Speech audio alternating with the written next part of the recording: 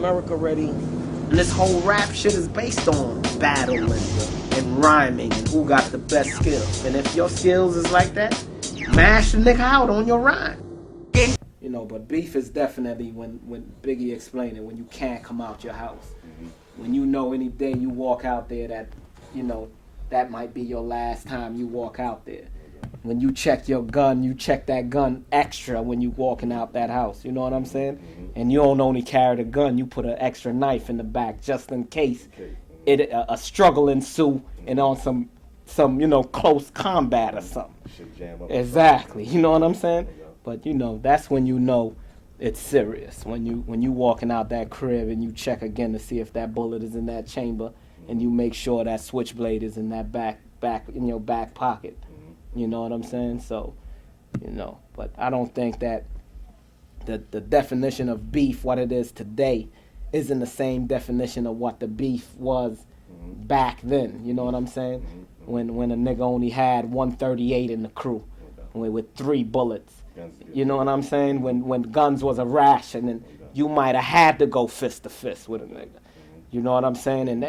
And sometimes, you know, everything shouldn't even be solved with guns. And that's how come I feel like there's a lot of cowards now that's doing murders. You know what I'm saying? Because the guns are so available that they just solving all their problems with the guns. When I was coming up, basically, I mean, we solved our problems with the guns, but there was times where, you know, you might have had to shoot joints. You know what I'm saying? It might have been a time where you just had to go knife for knife, bat for bat, or whatever it may have been. You know what I'm saying? But it wasn't always, the option wasn't always a gun, though. You know what I'm saying? So, you know, that's beef to me, when a nigga got to check that chamber extra, just as, you know, right before he walk out that door. You know what I'm saying? And carry an extra motherfucking blade in his pocket, you know? I know there's, I heard that there's, I wouldn't even say it's beef, but confusion between J.O. and Jigga. There's a track, you know what I'm talking about? Yeah.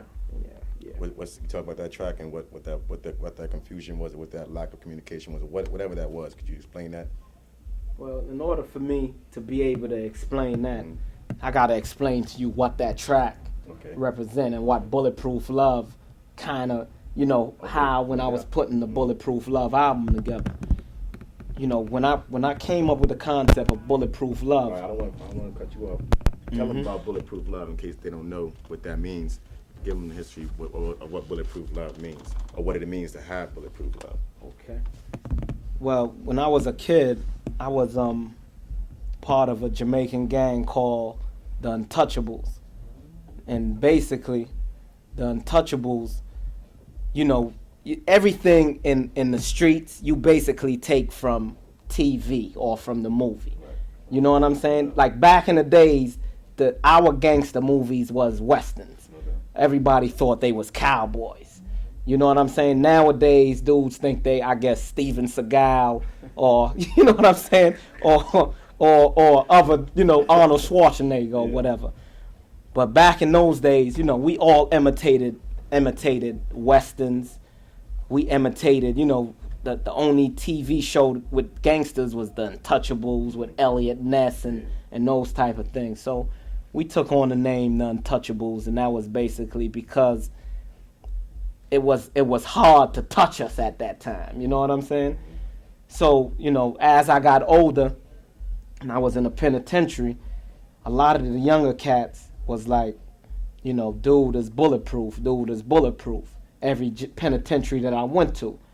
So I always used to ask these little dudes like, yo, what y'all mean that I'm bulletproof? And they would basically say that I can't be touched.